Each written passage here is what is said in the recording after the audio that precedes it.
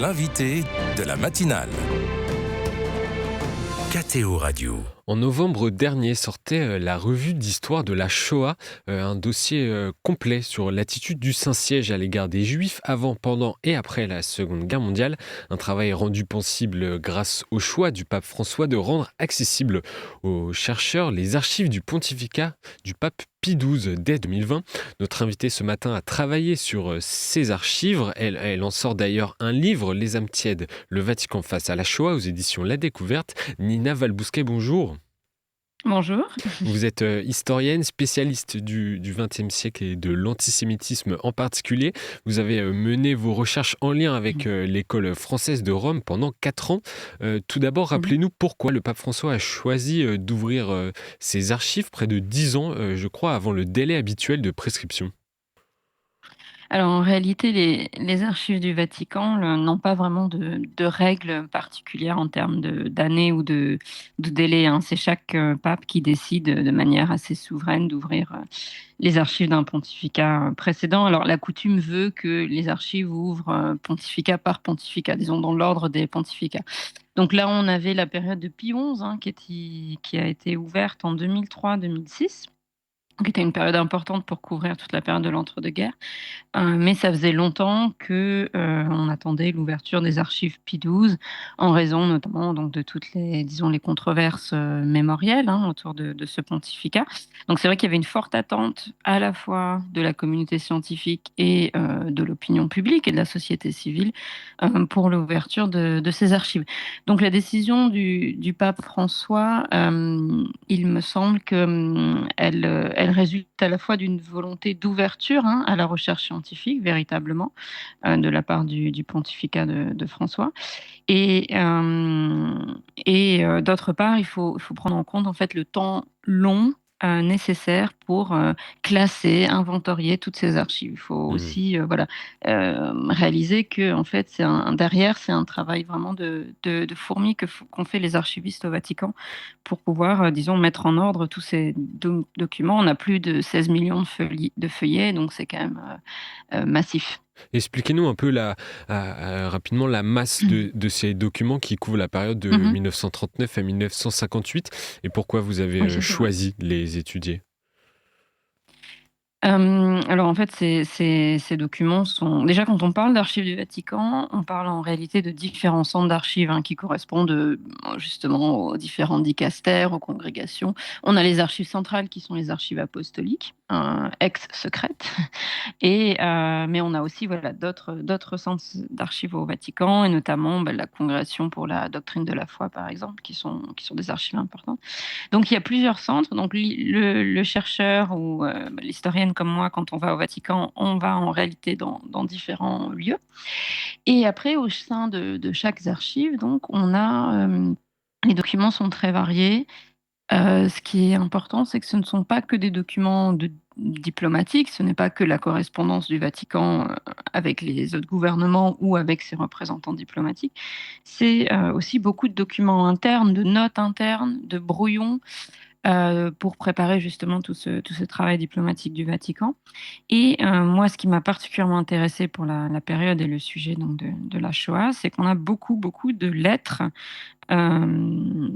d'individus, disons, anonymes, enfin, pas forcément connus, qui écrivent au Vatican pour demander de l'aide durant cette période. Donc c'est vrai que moi, quand je suis allée aux archives, c'est ce qui m'a notamment le plus surpris, c'est de voir un peu ces différentes voix qui émergeaient des archives du Vatican.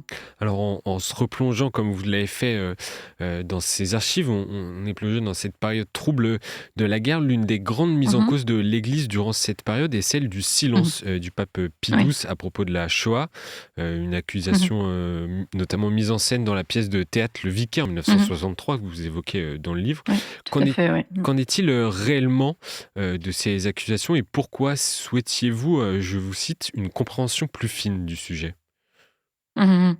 Alors une compréhension plus fine du sujet, c'est nécessaire parce qu'on a été très longtemps dans une logique de procès, dans les deux sens d'ailleurs. Un procès effectivement contre le pape, hein, c'est un peu la mise en scène effectivement de la pièce Le Vicaire dès 63. Mais mais aussi procès en canonisation. D'un autre côté, avec aussi une littérature apologétique qui existe encore d'ailleurs.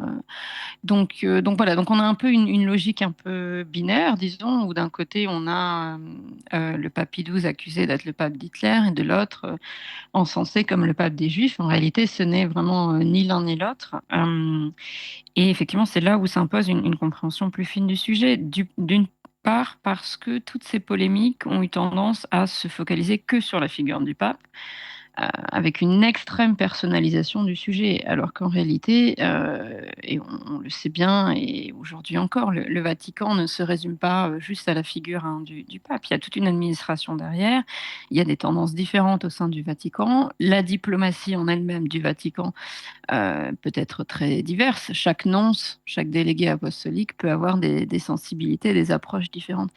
Donc c'est un peu cet aspect, disons, non monolithique de l'Église catholique qui, moi, m'intéressait en particulier. Et les archives permettent vraiment de retrouver cette dimension-là, donc d'aller un peu au-delà de la figure du pape.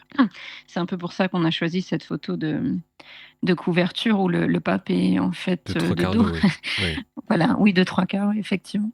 Euh, Et vous donc dégagez c'était un peu l'idée, voilà, d'aller au-delà de cette figure, de cette ouais. extrême focalisation sur le pape. Oui. Et vous dégagez dans vos travaux de recherche une constante dans l'attitude du Saint-Siège, c'est la crainte Mhm, d'une instrumentalisation politique mhm, de ses actes et de ses paroles au cœur de oui. la guerre. Pour quelle raison? Mhm. Alors, c'est dû effectivement à la position un peu d'équilibriste, on pourrait dire, du Vatican, qui n'est pas une position évidente à tenir, qui est à la fois d'être une autorité morale et spirituelle, voilà, censée porter le message notamment de fraternité de l'Évangile, et d'un autre côté, d'être un État. Donc à la fois une Église et un État, c'est cette double nature du Vatican qui peut engendrer certaines tensions internes. Et le pape, en tant que représentant de tous les catholiques à l'échelle mondiale, euh, ne peut pas prendre parti, disons, pour des catholiques d'un pays contre les catholiques d'un autre pays. Enfin, c'est le Oui, discours du Vatican à cette époque-là, de neutralité et d'impartialité. Et c'est vrai qu'il y a eu aussi disons un peu le trauma au Vatican de la Première Guerre mondiale. Et durant la Première Guerre mondiale, le pape Benoît XV avait été accusé tantôt d'être le pape des Allemands, tantôt le pape des Français. Et c'est vrai que voilà, pour conjurer un peu ce précédent de la Première Guerre mondiale, il y a une prudence extrême de Pie XII dès le début de la guerre, dès 1939, pour ne pas prendre parti dans la guerre. Et ce qui implique des positions qui sont difficilement tenables, où le pape, par exemple, ne condamne pas l'invasion allemande de la Pologne dès septembre 1939, alors qu'on sait bien, et dès l'époque, que cette invasion s'accompagne notamment de nombreuses violences, non seulement contre les juifs, mais contre les membres du clergé catholique polonais, qui se plaignent au Vatican de son silence. Donc en fait, la question du silence, elle n'est pas, comment dire, elle n'est pas limitée à la question juste de la Shoah et des persécutions anti-juives. Elle concerne également donc les positions du Saint-Siège face aussi plus généralement à l'Allemagne nazie et aux exactions nazies en général. mhm. Si le pape et le Saint-Siège restent réservés dans leur expression publique, ont-ils demeuré pour autant inactifs? Alors voilà, c'est là où on a justement une forme aussi d'ambivalence, où d'un autre côté, on a vraiment une réticence à condamner le nazisme, clairement. Et d'un autre côté, on a une aide charitable qui se met en place dès le début de la guerre. Alors, il faut là aussi une aide qui peut être ambivalente, c'est-à-dire elle est conditionnée, elle est limitée par les critères propres au Vatican. Mais cette aide charitable existe, elle est notable dès le début de la guerre. Et dès donc septembre 1939 est mis en place, par exemple, une commission de secours. Au début, pour traiter justement de cette question de la Pologne, et puis qui finalement très rapidement va étendre son champ d'action à toutes les victimes de guerre. Donc là aussi, par exemple, c'est pas une action spécifique pour les Juifs, hein, c'est vraiment pour toutes les victimes de guerre, donc sans forcément spécifier. Sauf que dans la pratique, le Vatican va défendre avant tout les fidèles catholiques. Ce qui est logique dans la mentalité de l'époque du Vatican, c'est vraiment de défendre ses prérogatives d'Église et de défendre sa juridiction. Donc en fait, les catholiques avant tout, en priorité. Et vous parlez aussi d'une diplomatie humanitaire du Saint-Siège. Mhm. De quoi s'agit-il?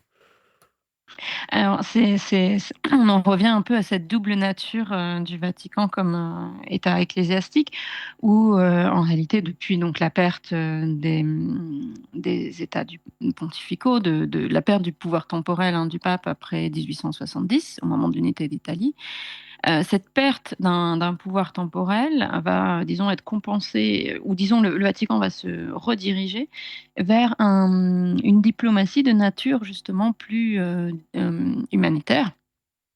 Donc notamment durant la Première Guerre mondiale, mais c'est surtout la Seconde Guerre mondiale qui disons, va acter ce tournant où le Vatican, voilà, disons, le Vatican est un micro-État sans armée, hein, et avec une souveraineté territoriale très limitée. Donc il est souvent impuissant en réalité à peser ou à changer le cours des événements géopolitiques. Donc sa force d'intervention et son influence vont être plutôt dans ce domaine justement d'une intervention humanitaire ou, disons, d'une influence culturelle et morale, en fait, sur le cours de la guerre. Et une dernière question, Nina Valbousquet, vous indiquez dans votre livre que votre travail s'inscrit en pointillé par rapport à tout ce que peut livrer ces archives. Que reste-t-il à étudier, à découvrir selon vous? Mmh. Alors, sur le pontificat de Pie XII, en général, il y a beaucoup de choses puisque c'est une période, qui couvre donc 1939-1958. Donc on a notamment le début de la guerre froide, hein, après la guerre, donc ça, c'est des sujets importants, le début de la décolonisation. Donc j'ai, voilà, beaucoup de collègues très brillants qui travaillent sur ces sujets-là. Pour, revenir à mon sujet, sur la question de la Shoah, il y a notamment, beaucoup de documents qui portent sur l'après-guerre. Alors c'est un aspect que j'ai essayé de traiter aussi dans le livre, hein, mais qui n'est pas forcément, exhaustif parce qu'il y a beaucoup, voilà, de nouveaux documents complètement inédits sur cette période de l'après-guerre, donc 1945-1958, avec la question notamment, de l'épuration, la question des procès, d'après-guerre. Il faut savoir que, voilà, que le Vatican était, plutôt hostile, par exemple, au procès de Nuremberg, hein. Hmm. Donc toutes, voilà, les réticences, à la dénazification, à la défascisation aussi en Italie, hein, parce qu'il ne faut pas oublier que le Vatican est quand même en Italie et a été, lié, au régime fasciste. Donc ça, voilà, toute cette après-guerre-là, disons ce trouble de l'après-guerre, sont des sujets qui sont importants à continuer d'étudier, il me semble. Merci beaucoup Nina Valbousquet d'avoir été Merci à vous. en direct sur KTO ce matin pour évoquer le contenu des archives du pontificat de Pie XII ou du moins sur votre sujet en lien avec la Shoah. Mmh. Et je rappelle à nos auditeurs et nos auditrices le titre de votre livre Les âmes tièdes, le Vatican face à la Shoah aux éditions La Découverte qui sort aujourd'hui. Merci et belle journée à vous. Merci à vous.